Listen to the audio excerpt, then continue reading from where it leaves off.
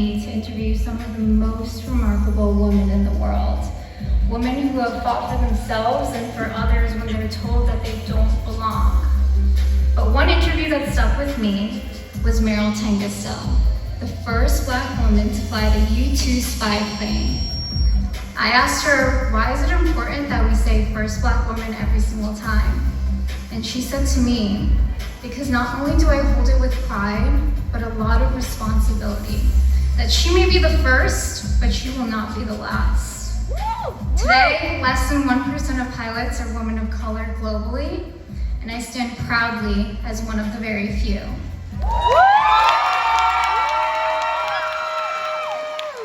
Canada is built on diversity and opportunity.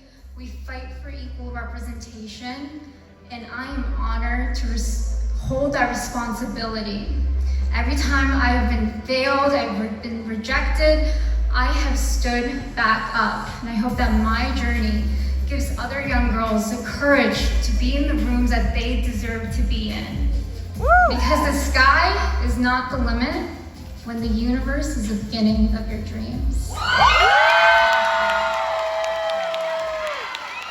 Thank you, Jackie. Please welcome Asfahan.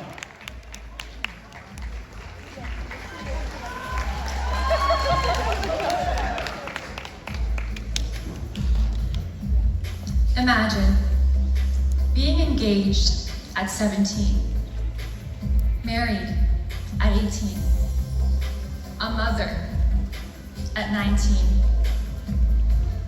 Imagine being handed a wedding dress instead of a diploma. That was my mother's story, and it was very nearly mine. But the moment she knew better, she sacrificed everything in her path.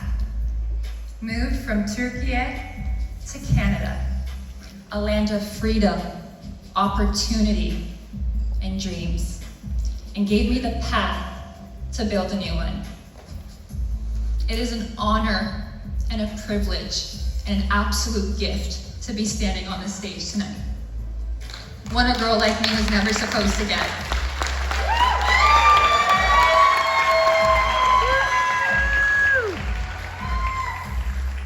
Today, I'm an entrepreneur, a youth advocate, and I work for a Canadian university supporting executive education, surrounded by diplomas I was once almost never allowed to earn. I stand for every girl that may be handed a wedding dress, for every individual that may feel like their circumstances won't allow for them to dream. I represent that dream. Because where you start does not dictate where you go. That is the promise of Canada, and I am ready to deliver it to the universe. Thank you.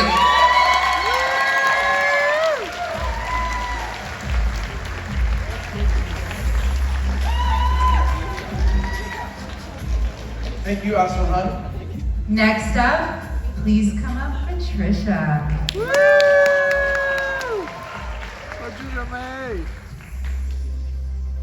As a little girl, fashion was my joy. And as a teenager, it gave me confidence when I felt invisible. That joy led me to Milan to study fashion. And there, I realized how style can be a catalyst for empowerment, confidence, and hope. And that's why I founded the Future Fashion Initiative, where I help women in need with style as well as clothing for job interviews.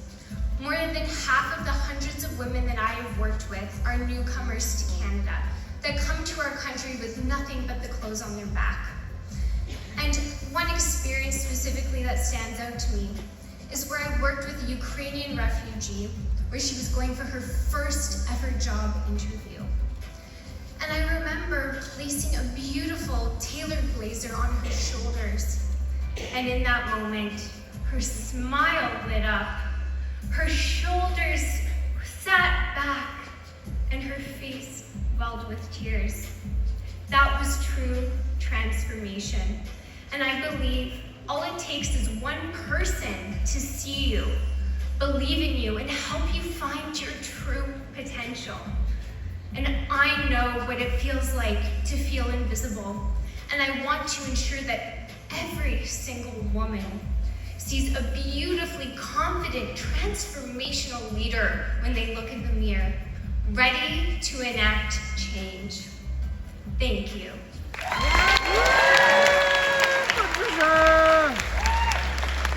Thank you, Patricia. Please welcome Emily. Bonsoir tout le monde. Good evening, everyone. Too often, women are told that they have to choose between intelligence and beauty, power and grace, compassion or ambition, a family or a career. But I never believed that you had to only choose one. I pursued my career as a doctor of audiology, one out of 60 doctors of audiology across Canada. And I am so proud that I am able to serve patients and reconnect them with the world through hearing, reconnect them with their loved ones to sound. I am honored to be standing on this national stage for the first time in my life, my first ever pageant. And I want to inspire younger generations, that little girl that would have never thought she could be here tonight. Because when we empower women, we become limitless and we work together and we build future generations. And I believe that if we work together, we can get there. Thank you.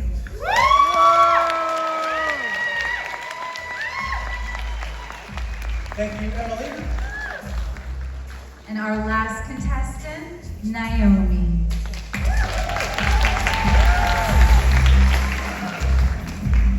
In Canada, 1 in 5 Canadians will experience a mental health crisis in any given year.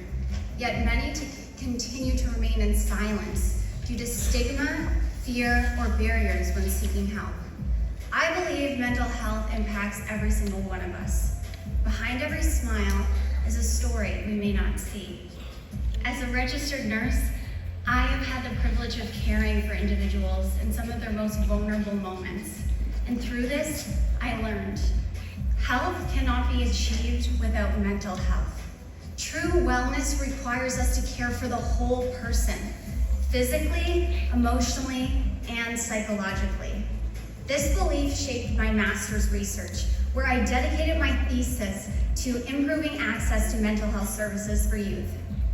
Through this, I learned how early intervention can change the life of someone. We must decrease the stigma surrounding mental health. Asking for help is not a weakness. It's an act of courage. When we prioritize mental health, we do more than support individuals. We help to build a healthier, stronger, and more compassionate Canada. Thank you.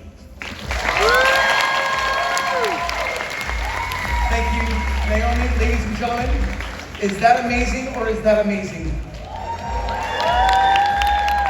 We are so proud to have a wonderful top 5 and to give them the opportunity to speak. I think this is just a wonderful thing that we're doing in the pageant world, and I'm so proud of you guys. You did a great job. Speaking of great job, Ashley, you're doing a great job hosting as well. Thank you. Beautiful. Thank you very much. It's my eldest impression. All right. A little bit of it, that's my Just thing. give us one. Oh, sorry. Oh, Give you us want to hear one? Okay, so totally throw it on. Okay, who watches Lord of the Rings? Who knows Gollum, aka Schmeagol? All right.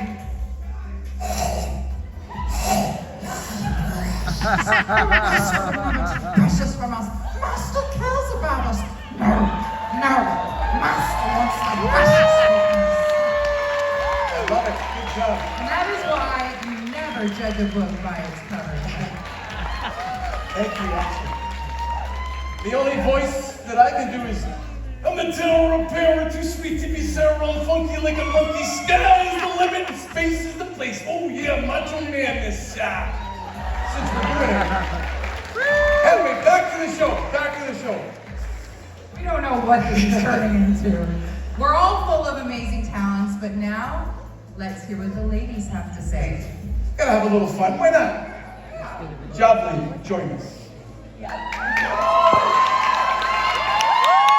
Johnny, please pick a card. You're gonna give the card over to Ashley. She's gonna read it because my glasses are, I can't see too good, so you read it, I'll And I hold the will microphone. read the question twice.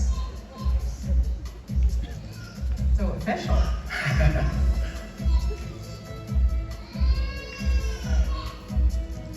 What does equality for women look like in Canada in 2026?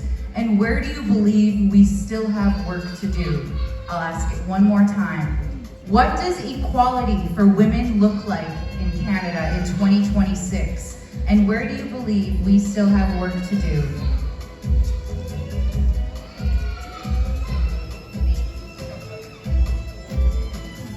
Thank you for the question, Ashley. I believe that women are still bred for timidity from a young age. We are taught to second guess our skills and our knowledge, and that puts us in positions that limits ourselves from going after our dreams and going after high-risk positions and high-paying jobs. As a pilot and aviation journalist, I have seen firsthand what it's like to be a woman in a male-dominated industry. And I think there's still room for improvement to see women at the top of our fields. And I think it's important that we start putting those resources from a young age, which is why I work with organizations like Women in Aviation International to give back to my community, so that girls have the opportunity to dream and find their own wings. We have to change the mindset of young girls from saying, I want to I can and I will. Thank you, Patty. Aslan, come in, Joy. Do we have this microphone working? Check 1, 2, test, it's working. Take your envelope, hand it over to Ashley so she can read it. She'll read it twice, here's your microphone. What responsibility does Canada have to help solve problems happening outside of our own borders? Ask again. What responsibility does Canada have to help solve problems happening outside of our own borders? I believe that Canada is a leader when it comes to compassion. We are always the first to help and provide aid wherever we can. In terms of support, we need to maintain the same values that we've upheld: compassion, understanding of others, and celebrating our diversity. If we continue to do that, we can foster an environment where we continue to be leaders across the world and the universe. Canada is always going to be a leader of love and integrity, and that is why I will always lead with compassion. Thank you. Thank you, Aslan. Patricia, you are next. Take one of the envelopes. Ashley, I'll give you your microphone. There you go. You're welcome. Artificial intelligence is changing how we work, learn, and communicate. What is one human quality you believe technology can never replace? I'll ask one more time. Artificial intelligence is changing how we work, learn, and communicate. What is one human quality you believe technology can never replace? The one human quality that I believe technology can never replace is creativity. As someone who started painting at the age of 2 years old, I know the beauty that comes with being able to express yourself and come up with new innovative ideas and ways to solve problems. I believe that artificial intelligence can help us come up with solutions, but it is the human in AI that is most important. Thank you, Patricia. Please welcome Emily. These two. Thank you.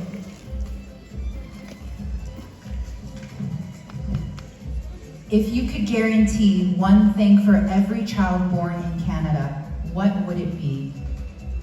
If you could guarantee one thing for every child born in Canada, what would it be? If I could guarantee one thing for every child born in Canada, it would be a newborn hearing screening. There are so many babies who go undiagnosed because they missed their screening or they didn't have someone in the room. There's rural communities that don't have audiologists. I would want to make sure that we get those children who have hearing loss and treat them as soon as possible. Thank you. Thank you, Emily. Naomi.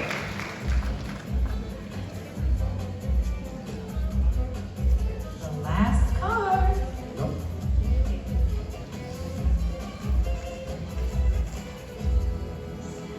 What one belief or attitude you think society needs to leave behind in order to move forward?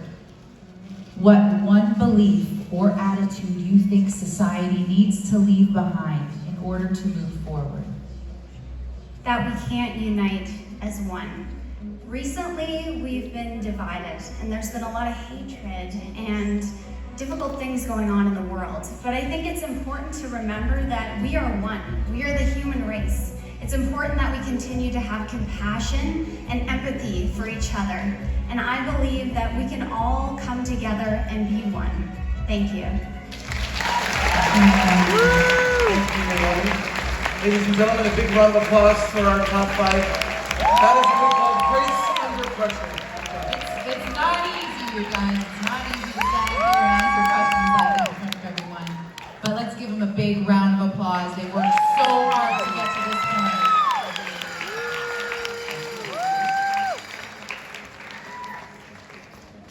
Have our script there. Everybody having a good time or what? It's almost time, you guys. How are you feeling? How's the audience feeling? Nervous?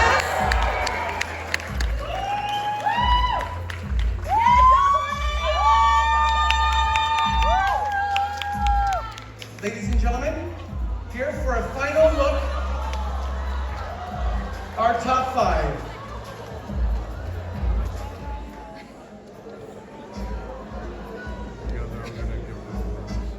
Here to perform a beautiful song, please welcome Aria Talbot Benvenuto.